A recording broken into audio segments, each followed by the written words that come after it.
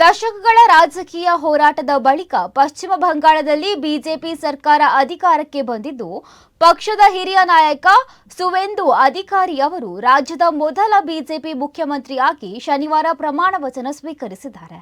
ಕೋಲ್ಕತ್ತಾದ brigade parade ಮೈದಾನದಲ್ಲಿ ನಡೆದ ಭವ್ಯ ಸಮಾರಂಭದಲ್ಲಿ ರಾಜ್ಯಪಾಲ ಆರ್.ಎನ್. ರವಿ ಅವರು ಸುವೇಂದು ಅಧಿಕಾರಿಗೆ ಹುದ್ದೆ ಮತ್ತು ಗೌಪ್ಯತೆಯ ಪ್ರಮಾಣ ವಚನ ಬೋಧಿಸಿದರು. ಈ ಮೂಲಕ ಪಶ್ಚಿಮ ಬಂಗಾಳದ ರಾಜಕೀಯದಲ್ಲಿ ಹೊಸ ಅಧ್ಯಾಯ ಆರಂಭವಾದಂತಾಗಿದೆ. ಪ್ರಮಾಣ ವಚನ ಸಮಾರಂಭದಲ್ಲಿ ಪ್ರಧಾನಮಂತ್ರಿ ನರೇಂದ್ರ ಮೋದಿ, ಕೇಂದ್ರ ಸಚಿವರು, ಎನ್ಡಿಎ ಆಡಳಿತ, ವಿವಿಧ ರಾಜ್ಯಗಳ ಮುಖ್ಯಮಂತ್ರಿಗಳು, ಬಿಜೆಪಿ ಹಿರಿಯ ನಾಯಕರು ಸೇರಿದಂತೆ ಅನೇಕ ಗಣ್ಯರು ಭಾಗವಹಿಸಿದ್ದರು. ಸುವೇಂದು ಅಧಿಕಾರಿ ಅವರೊಂದಿಗೆ 5 ಶಾಸಕರು ಸಚಿವರಾಗಿ ಪ್ರಮಾಣ ವಚನ ಸ್ವೀಕರಿಸಿದ್ದಾರೆ. ದಿಲೀಪ್ ಘೋಷ್, ಅಗ್ನಿಮಿತ್ರ ಪಾಲ್, ಅಶೋಕ್ ಕೀರ್ತನಿಯಾ, ನಿಶಿತ್ ಪ್ರಮಾಣಿಕ್ ಹಾಗೂ ಕ್ಷುದಿರಾಮ್ ತುಡು ಸಚಿವ ಸಂಪುಟಕ್ಕೆ ಸೇರ್ಪಡೆಯಾಗಿದ್ದಾರೆ. ಪ್ರಮಾಣ ವಚನ ಕಾರ್ಯಕ್ರಮ ವೀಕ್ಷಿಸಲು ಪಶ್ಚಿಮ ಬಂಗಾಳ ಸೇರಿದಂತೆ ದೇಶದ ವಿವಿಧ ರಾಜ್ಯಗಳಿಂದ ಸಾವಿರಾರು ಬಿಜೆಪಿ ಕಾರ್ಯಕರ್ತರು ಹಾಗೂ ಬೆಂಬಲಿಗರು ಕೋಲ್ಕತ್ತಾಕ್ಕೆ ಆಗಮಿಸಿದ್ದರು.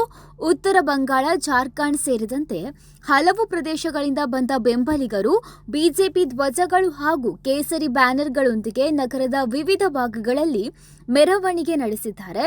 ನಗರದಾದ್ಯಂತ ಜೈ ಶ್ರೀರಾಮ್ ಹಾಗೂ ಪ್ರಧಾನಿ ನರೇಂದ್ರ ಮೋದಿ ಮತ್ತು ಸುವೇಂದು ಅಧಿಕಾರಿ ಪರ ಘೋಷಣೆಗಳು ಮೊಳಗಿದವು.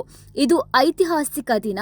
ಪಶ್ಚಿಮ ಬಂಗಾಳದಲ್ಲಿ ಬದಲಾವಣೆಯ ರಾಜಕಾರಣಕ್ಕೆ ಜನರು ಮನ್ನಣೆಯನ್ನು ನೀಡಿದ್ದಾರೆ ಎಂದು ಜಾರ್ಖಂಡ್ನಿಂದ ಆಗಮಿಸಿದ್ದ ಬಿಜೆಪಿ ಬೆಂಬಲಿಗರೊಬ್ಬರು ಅಭಿಪ್ರಾಯಪಟ್ಟಿದ್ದಾರೆ. ಶುಕ್ರವಾರ ನಡೆದ ಬಿಜೆಪಿ ಶಾಸಕಾಂಗ ಪಕ್ಷದ ಸಭೆಯಲ್ಲಿ ಸುವೇಂದು ಅಧಿಕಾರಿ ಅವರನ್ನ ಶಾಸಕಾಂಗ ಪಕ್ಷದ ನಾಯಕರಾಗಿ ಆಯ್ಕೆ ಮಾಡಲಾಗಿತ್ತು. ಕೇಂದ್ರ ಗೃಹ ಸಚಿವ ಅಮಿತ್ ಶಾ ಅವರು ಈ ಘೋಷಣೆಯನ್ನ ಮಾಡಿದ್ದರು.